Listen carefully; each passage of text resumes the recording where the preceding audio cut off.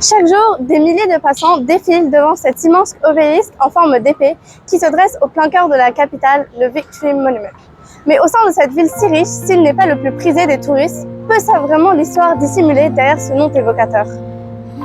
Connaissez-vous la guerre franco-thaï, ce conflit obscur à l'origine du monument de la victoire? ฉันที่เคยโดนทำร้ายมาใจเหมือนไม่มีคุณค่าใดเป็นของที่ไม่น่าสนใจโดนเหวี่ยงทิ้งไป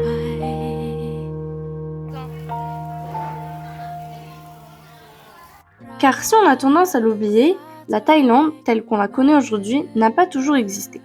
Peut-être la connaissez-vous sous l'appellation du royaume de Siam, et en effet, c'est de l'an 1350 à 1948 le nom que l'on donne à ce territoire d'Asie du Sud-Est.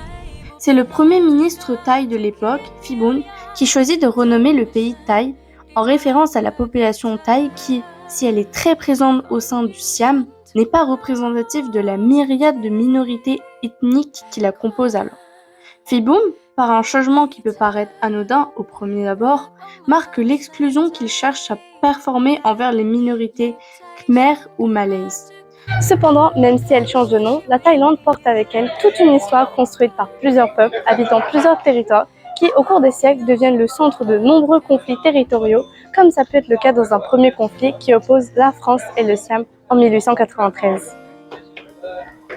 Il est vrai que la Thaïlande n'est pas le premier nom qui surgit dans les esprits quand on pense aux ennemis historiques de la France. Pourtant, ces dernières s'affrontent donc à partir du 13 juillet 1893 au sujet de la prise du Laos. Conflit qui s'achève sur la victoire de la France qui récupère le Laos et occupe la ville thaï de Chanthaburi pendant 11 années. Cependant, si la France est considérée aux côtés de l'Angleterre comme une grande puissance coloniale, bien des paramètres évoluent si l'on saute jusqu'en septembre 1940. Cela fait plusieurs mois déjà que l'occupation allemande a débuté et le régime de Vichy n'est pas assez pour garantir la sécurité des territoires colonisés. Le Japon, alors en pleine politique d'expansion, n'hésite donc pas à s'emparer de la mainmise sur le nord, notamment de l'Indochine, sans pour autant maintenir une grande présence sur le territoire. Même cette première victoire suffit à attiser la volonté de la Thaïlande, qui voit une opportunité de récupérer le territoire perdu, ainsi qu'une occasion de remédier à la défaite de 1893.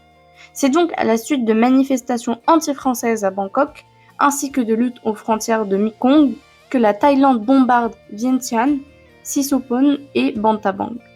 L'armée thaï pénètre donc en Indochine en novembre 1940.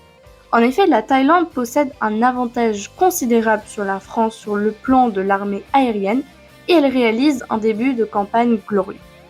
Toutefois, si le Laos, au nord déjà pris par le Japon et longeant longuement la Thaïlande, ne pose pas de problème à l'armée thaï, cette dernière rencontre beaucoup plus de difficultés lorsqu'elle tente d'avancer vers le sud du pays.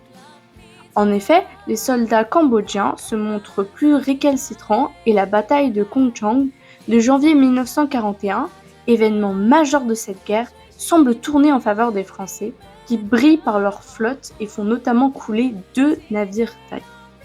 Les Thaïs se retrouvent alors bloqués et tout semble indiquer une victoire française. Mais alors, quel est donc le sens du monument de la victoire de Bangkok? Eh bien, c'est encore le Japon qui tirera les fils pour se dégager de cette situation peu accommodante et qui, dans l'idée de préserver des relations cordiales avec les deux pays, contraint la France à céder certains de ses territoires cambodgiens et Laos, ainsi que la Thaïlande à payer des millions au régime de Vichy en guise de dédommagement. La Thaïlande, suite à l'aide du Japon, se réjouit donc de la récupération, bien que partielle, des territoires, et dans la foulée fait construire cet énigmatique monument.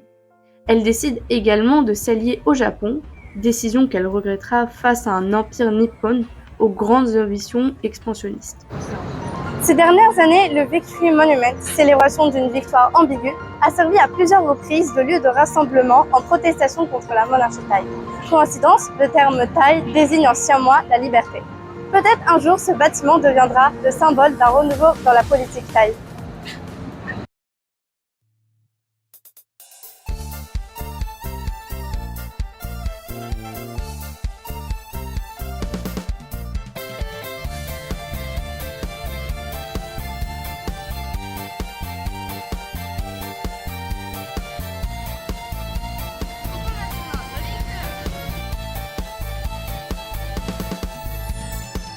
คือเขาโรงเรียนคอยซื้อว่าเดินเห็นแต่ว่าซื้อเล่นเมื่อเอิ้นว่ากะปีอีแม่ตั้งให้ย้อนโตดำกินมีแต่ก็ยินดีและภูมิใจเมื่อนี้พอเพิ่นขอลาไปงานแต่งก็เลยต้องแจ้งให้หยุดเรียนหยุดสอนจังแม่นดีใจปิแสนสะอ่อนเมื่อนี้สิคอนกะตาลงทงว่าสิไปหาคนปู่